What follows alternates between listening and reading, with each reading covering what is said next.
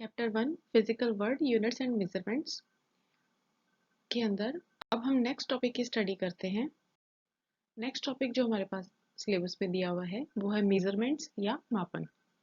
Measurements के अंदर हमें आज दो टॉपिक पढ़ने हैं, मेजरिंग इंस्ट्रूमेंट्स और लीस्ट काउंट, यानी कि मापन के उपकरण और अल्पतमांक। सबसे पहले हम शुरू करते हैं मेजरिंग इंस्ट्रूमेंट से, यानी कि मापन के उपकरण क्या होते हैं। आपने फर्स्ट लेक्चर में भौतिक राशियां देखी थी। मापन के उपकरण वो उपकरण होते हैं जिनकी सहायता से आप इन भौतिक राशियों को नापते हैं। जैसे एक भौतिक राशि देखी थी आपने, विद्युत धारा, मूल भौतिक राशि थी। विद्युत धारा को नापने के लिए जिस उपकरण का यूज करते हैं उसे अमीटर कहते हैं। इसी टाइप से तापमान भी एक मूल भौतिक राशि थी, उसे नापने के लिए थर्मामीटर का यूज करते हैं, तापमापी, वो भी एक मेजरिंग इंस्ट्रूमेंट का एग्जाम्पल है। इसी तरीके से कैलोरीमीटर या ऊष्मामापी जो होता है वो रासायनिक अभिक्रियाओं और अन्य ऊष्मा आदि के मापन के काम में आता है। यानी कहने का मतलब किसी भी भौतिक राशि को नापने के लिए जो उपकरण काम में आते हैं उन्हें मेजरिंग इंस्ट्रूमेंट्स या मापन के उपकरण कहते हैं। नेक्स्ट टॉपिक हमारे पास आता है लीस्ट काउंट या अल्पतमांक। लीस्ट काउंट को शॉर्ट में एलसी भी लिखते हैं। आगे किसी किसी पॉइंट में आपको एलसी लिखा हुआ मिलेगा, समझ जाइएगा कि उसका नाम लीस्ट काउंट है। एलसी जो है वो लीस्ट काउंट इन दोनों वर्ड्स के फर्स्ट लेटर को लेकर बनाया गया है। लीस्ट काउंट होता क्या है? कोई भी मापन यंत्र जो आपके पास है वो जिस मैक्सिमम शुद्धता के साथ किसी भी वैल्यू को नाप सकता है उसे उसका अल्पतमांक कहते हैं।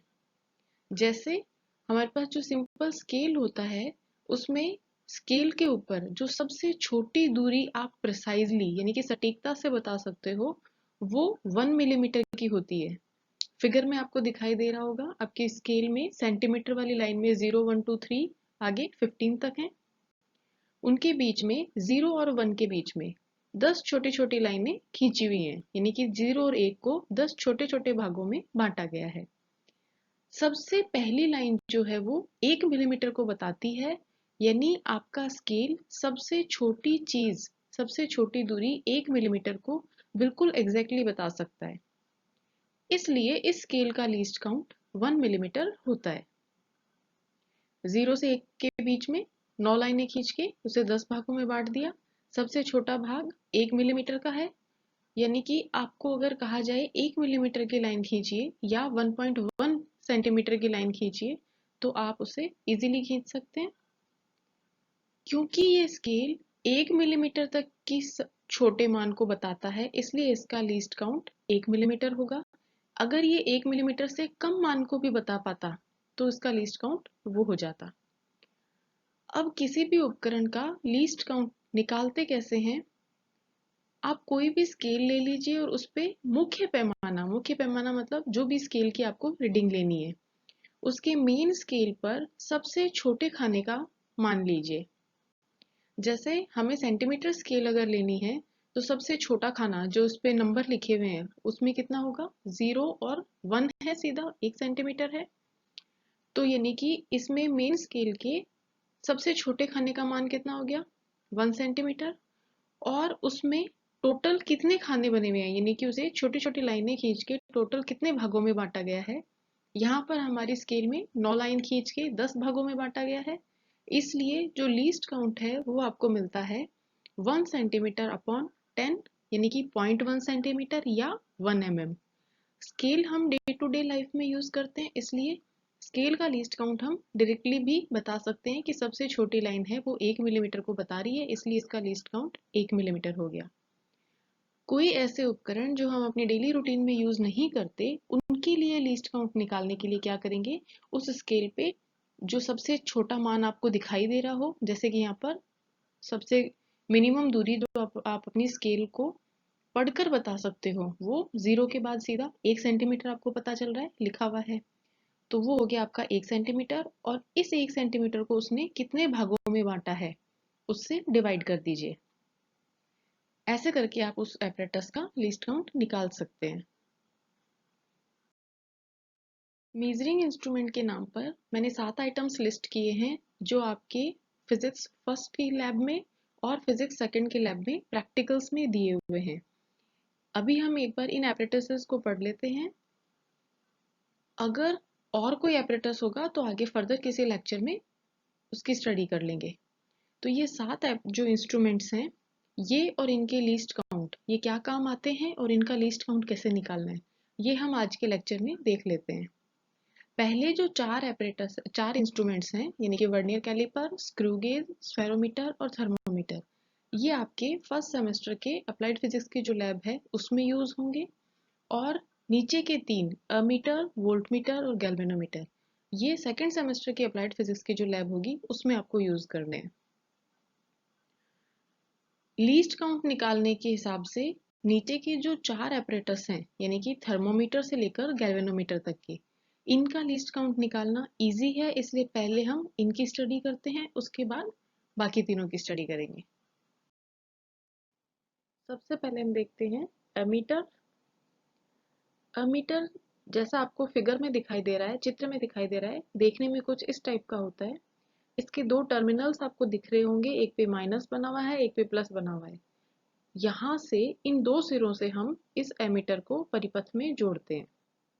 एमीटर काम क्या आता है, किसी भी परिपथ में अगर हमें धारा के मान को नापना है तो उसे उसके लिए एमीटर का यूज करते हैं। यानी कि एमीटर किसी भी परिपथ में धारा को मापने वाली युक्ति होती है।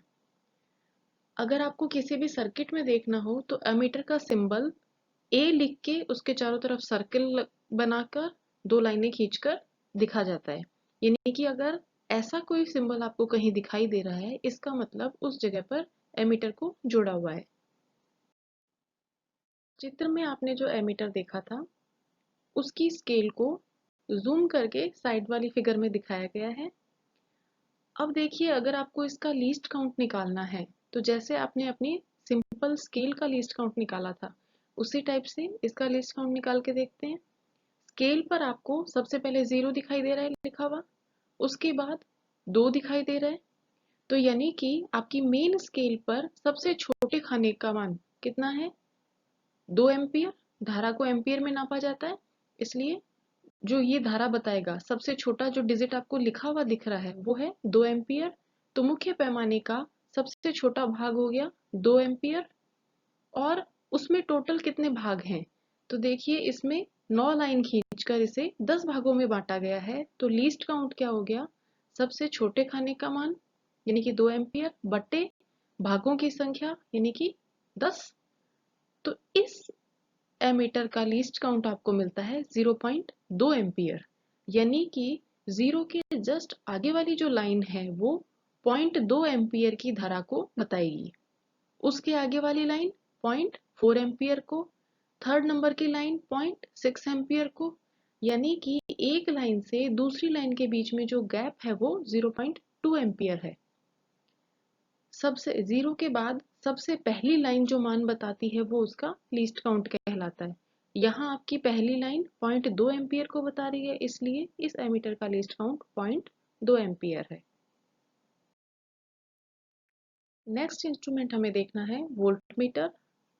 वोल्टमीटर एक ऐसी युक्ति होती है जो परिपथ में किन्हीं 2 बिंदुओं के बीच विभवांतर या पोटेंशियल डिफरेंस को नापने के लिए यूज किया जाता है। विभवांतर क्या होता है ये हम आगे लेक्चर में जब विभव वाला टॉपिक पढ़ेंगे उसमें पढ़ लेंगे, लेकिन याद रखने के लिए बस किसी भी परिपथ में वोल्टेज को नापने के लिए जो युक्ति काम में लेते हैं उसे वोल्टमीटर कहा जाता है। सिंबल के लिए जैसे आप एमीटर बनाते हैं वैसे ही ए की जगह वी लिख दिया जाता है। यानी अगर परिपथ में वी लिखकर उसके चारों तरफ सर्किल बनाकर जोड़ा गया है तो इसका मतलब वो वोल्टमीटर है। एमीटर की तरह ही हमें इस वोल्टमीटर का लीस्ट काउंट निकालना हो तो सेम वही जो स्केल पे रीडिंग है वो देख लीजिए। पहली रीडिंग 0 लिखी हुई है, दूसरी रीडिंग सीधा 2 है, यानी मुख्य पैमाने पर सबसे छोटे भाग का मान 2 वोल्ट हो गया और इसे 10 भागों में बांटा गया है। तो लीस्ट काउंट आपको मिला 2/10 यानी कि 0.2 वोल्ट। मीन्स 0 के जस्ट आगे वाली जो लाइन है वो 0.2 वोल्ट को बताती है और इस वोल्टमीटर का लीस्ट काउंट 0.2 वोल्ट है। अगला इंस्ट्रूमेंट हमारे पास है गैल्वेनोमीटर या धारा मापी। गैल्वेनोमीटर जो है वो उपकरण में धारा की उपस्थिति का पता लगाने के लिए यूज किया जाता है। एमीटर और गैल्वेनोमीटर में डिफरेंस क्या है? एमीटर धारा का मान नापने के काम आता है, जबकि गैल्वेनोमीटर धारा की दिशा नाप बताने के काम आता है। सिंबॉलिक फॉर्म में इसे जी के ऊपर सर्कल बनाकर लिखा जाता है। सर्किट में अगर ऐसा कोई फिगर आपको दिखाई दे रहा है, इसका मतलब वो गैल्वेनोमीटर है। गैल्वेनोमीटर में जो रीडिंग आती है वो विक्षेप को बताती है और धारा का मान पर डिवीजन यानी कि एक भाग में धारा का मान कितना है, कुछ ऐसा बताती है। जो गैल्वेनोमीटर आपको चित्र में दिखाई दे रहा है उसमें जी के नीचे देखिए 20 माइक्रो एम्पियर पर डिवीजन लिखा हुआ है। इसका मतलब इस गैल्वेनोमीटर में एक डिवीजन में 20 माइक्रोमीटर की रीडिंग ये दे रहा है। जीरो के दोनों साइड में आपको 10, 20, 30 लिखे हुए दिखाई दे रहे हैं। गैल्वेनोमीटर काम कैसे करता है? मान लीजिए कि किसी परिपथ में धारा प्रवाहित हो रही है, तो गैल्वेनोमीटर को सर्किट में जोड़ेंगे तो गैल्वेनोमीटर की जो जीरो पर जो नीडल है रेड कलर में, वो एक साइड में विक्षेपित या डिफ्लेक्ट हो जाती है। फॉर एग्जाम्पल मैंने मान लिया कि ये जीरो से राइट हैंड साइड में मुड़ जाती है। अब इसी परिपथ में अगर धारा का मान चेंज हो जाता है, धारा की दिशा चेंज हो जाती है, सॉरी मान नहीं, धारा की दिशा परिवर्तित हो जाती है, तो गैल्वेनोमीटर की जो सुई पहले राइट हैंड साइड में डिफ्लेक्ट हो रही थी, अब वो लेफ्ट हैंड साइड में डिफ्लेक्ट होती है। यानी अगर जीरो के एक साइड में धारा में सुई विक्षेपित हो रही है, मतलब धारा किसी दिशा में बह रही है, और किसी मूवमेंट पर आकर अगर इस सुई का विक्षेप दूसरी दिशा में हो जाता है, इसका मतलब धारा की दिशा परिवर्तित हो गई है। नेक्स्ट युक्ति थी हमारे पास थर्मोमीटर या तापमापी। तापमापी या थर्मोमीटर जैसा आप सब जानते हैं वो युक्ति होती है जो ताप या ताप की प्रवणता को नापने के काम आती है। प्रवणता मतलब एक पॉइंट से दूसरे पॉइंट के बीच में टेम्परेचर में डिफरेंस कितना है, या सिंपल शब्दों में कहा जाए तापमापी वह युक्ति जो तापमान नापने के काम आती है। ये फिगर जो मैंने इस स्क्रीन पर ली है एक थर्मोमीटर को बता रही है। इस थर्मोमीटर का लीस्ट काउंट कैसे निकालना है? जैसे आपने वोल्टमीटर और एमीटर का देखा, जहां इसमें दो रीडिंग है, उनके उन दोनों रीडिंग्स का डिफरेंस ले लीजिए। सिंप्लिसिटी के लिए मैं इसे जीरो से शुरू करती हूँ। रेड कलर में आपको जीरो दिखाई दे रहा है और जीरो की लाइन दिखाई दे रही है। इस जीरो से जस्ट ऊपर वाली जो रीडिंग लिखी हुई है वो 10 है, यानी कि जीरो वाली बड़ी लाइन से लेकर 10 वाली बड़ी लाइन के बीच में जो रीडिंग आती है वो 10 डिग्री सेंटीग्रेड की आएगी। सेम वोल्टमीटर और एमीटर की तरह 9 लाइनें खींचकर इस 0 से 10 डिग्री के बीच को 10 भागों में बांट दिया गया है। इसलिए लीस्ट काउंट वाले फॉर्मूले में दोनों वैल्यूज रखने पर आपको इस थर्मोमीटर का लीस्ट काउंट मिलता है 1 डिग्री, यानी कि 0 के बाद वाली जस्ट पहली जो लाइन है वो 1 डिग्री को बता रही है, या इस थर्मोमीटर का लीस्ट काउंट यानी सबसे छोटा मान जो वो प्रिसाइजली बता सकता है, सटीकता से बता सकता है, वो है 1 डिग्री का। अगर टेम्परेचर 1.5 डिग्री है तो आप उसे एकदम सही से ही नहीं बता सकते। हो सकता है 1.54 डिग्री हो सकता है 1.59 डिग्री हो, हम एकदम एग्जैक्टली नहीं बता सकते। सबसे छोटा मान जो आप एग्जैक्टली बता पाएंगे वो है 1 डिग्री। उसके बाद अगर बता पाएंगे तो सीधा 2 डिग्री, यानी कि जो लीस्ट काउंट है वो आपको मिलता है 1 डिग्री का। अब जो इंस्ट्रूमेंट हमारे पास आता है वो है वर्नियर कैलिपर। वर्नियर कैलिपर जैसा आपको चित्र में दिखाई दे रहा है, इस टाइप का एक उपकरण होता है। इस उपकरण के द्वारा आप कोई भी जॉब यानी कि आप अपनी लैब में, मैकेनिकल की या इन लैब में जो कोई भी जॉब बनाते हैं उसका बाह्य व्यास, आंतरिक व्यास और गहराई, इन तीनों को नाप सकते हैं। ऐसा उपकरण जो किसी जॉब का बाह्य व्यास, आंतरिक व्यास और गहराई तीनों को नाप पाए, उसे वर्नियर कैलिपर कहते हैं। वर्नियर कैलिपर देखने में फिगर के जैसे आपको फिगर दिखाई दे रहा है वैसा होता है। इसमें एक मेन स्केल होता है जो आपको रेड कलर की लाइनिंग से दिखाई दे रहा होगा। ये मेन स्केल फिक्स होता है। एक रेड कलर की लाइन आपको दिखेगी जिसका नाम दिया हुआ है वर्नियर स्केल। ये वर्नियर स्केल मूवेबल होता है, यानी अपनी जगह एक जगह से दूसरी जगह पर मूव कर सकता है, हिल सकता है। उसके अलावा ग्रीन अंडरलाइन में आपको दो चीजें दिख रही होंगी, फिक्स्ड जॉ और मूवेबल जॉ। फिक्स्ड जॉ जो है वो अपनी जगह पर फिक्स रहती है और मूवेबल जॉ वर्नियर स्केल के साथ एक जगह से दूसरी जगह मूव करती है। नीचे येलो अंडरलाइन में और सबसे ऊपर येलो अंडरलाइन में आपको दो चीजें दिख रही हैं, measuring tips for internal dimension और measuring tips for external dimension. तो जब आपको कोई भी बाह्य व्यास नापना है तो आप नीचे वाले जॉ का यूज करेंगे, और जब आपको कोई आंतरिक व्यास नापना है तो जो ऊपर वाले मेजरिंग टिप्स हैं उनका यूज करेंगे। लैब में जब आप ये प्रैक्टिकल करेंगे तो आपको और अच्छे से क्लियर हो जाएगा। इस लेक्चर में हमारा मेन फोकस है कि ये जो वर्नियर कैलिपर है इसका अल्पतमांक या लीस्ट काउंट कैसे निकाला जाए। तो चित्र में आपको एक वर्नियर कैलिपर दिखाई दे रहा है, उसमें एक मुख्य पैमाना है और दूसरा वर्नियर पैमाना है। इसी वर्नियर पैमाने को जूम करके मैंने एक साइड में छोटी फिगर में दिखाया है। जब आपको लीस्ट काउंट निकालना हो तो आप आगे के ये जो तीन इंस्ट्रूमेंट हैं, यानी वर्नियर कैलिपर, स्क्रू गेज और स्फेरोमीटर, इन तीनों के लीस्ट काउंट कुछ अलग टाइप से निकलते हैं, इसलिए थोड़ा सा ध्यान देने की जरूरत है। वर्नियर कैलिपर का लीस्ट काउंट निकालने के लिए लीस्ट काउंट का फॉर्मूला वही रखेंगे, मुख्य पैमाने के सबसे छोटे खाने या भाग का मान। आप मुख्य पैमाने पर बिल्कुल वैसी ही स्केल देखते हैं जैसी आपके पास घर में होती है। अब देखिए, मुख्य पैमाने पर सबसे छोटा मान जब हम देखेंगे तो घर वाली स्केल में हमें लीस्ट काउंट मिल रहा था 1 mm का, 1 मिलीमीटर का। यहाँ जो 1 लिखा हुआ है मुख्य पैमाने पर, उसके जस्ट आगे वाली लाइन 1 मिलीमीटर को बताती है, इसलिए मुख्य पैमाने के सबसे छोटे खाने का मान हो गया 1 मिलीमीटर। जो वर्नियर स्केल है उसमें देखिए 1 से 2 जो सेंटीमीटर वाली लाइन है, 1 से 2 सेंटीमीटर को वर्नियर स्केल में 10 लाइनें खींचकर बांटा गया है। तो वर्नियर पैमाने में भागों की कुल संख्या आपको मिलती है 9 लाइनें खींच के 10 भागों में बांटा गया है। तो वर्नियर पैमाने में खानों की कुल संख्या आपको मिलती है 10। तो इस वर्नियर स्केल का लीस्ट काउंट हो जाता है 1 मिलीमीटर अपॉन 10, यानी कि 0.1 mm। यही मान आपको आपके वर्नियर कैलिपर पर सबसे लेफ्ट हैंड साइड में भी लिखा हुआ मिलेगा।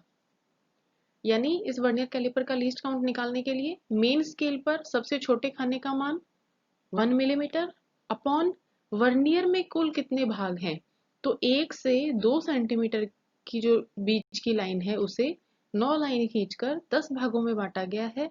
तो वर्नियर पैमाने में भागों की संख्या हो गई आपकी 10। नेक्स्ट टॉपिक हमारे पास आता है स्क्रू गेज। वर्नियर कैलिपर आपका किसी भी वस्तु का, किसी भी जॉब का बाह्य व्यास, आंतरिक व्यास और गहराई नापने के काम आ रहा था। वो जॉब्स ऐसी थी जिनका व्यास सेंटीमीटर की रेंज में होता है। स्क्रू गेज को हम यूज करते हैं किसी पतले तार का या किसी भी ऐसी चीज का व्यास ज्ञात करने के लिए जिसका व्यास बहुत कम हो, यानी कि मिलीमीटर की रेंज में हो। फिगर में जो आपको स्क्रू गेज दिख रहा है उसमें रेड अंडरलाइन में आपको दो चीजें दिखेंगी, मेन स्केल और सर्कुलर स्केल। ये दो स्केल हमारे रीडिंग लेने के काम आती हैं। स्क्रू गेज की स्केल्स को जूम आउट करके देखने पर हम देखते हैं कि मेन स्केल में आपको कुछ लाइनें खींची हुई दिखती हैं और सर्कुलर स्केल यानी कि वृत्ताकार पैमाने पर आपको खूब सारी लाइनें खींची हुई दिखती हैं। स्क्रू गेज का लीस्ट काउंट निकालने के लिए हमें फॉर्मूला मिलता है चूड़ी अंतराल बट्टे वृत्ताकार पैमाने पर कुल भागों की संख्या। सबसे पहले हम देखते हैं कि चूड़ी अंतराल क्या चीज होती है। आपको क्या करना है, स्क्रू गेज पूरा बंद कर देना है। बंद करने का मतलब ये जो वृत्ताकार पैमाना है उसको घुमाते हुए मेन स्केल के 0 पे सेट कर देना है। अब 1 बाय 1 करके आपको स्क्रू गेज के जो वृत्ताकार पैमाने हैं इसके चक्कर लगाने हैं, इसको घुमाना है।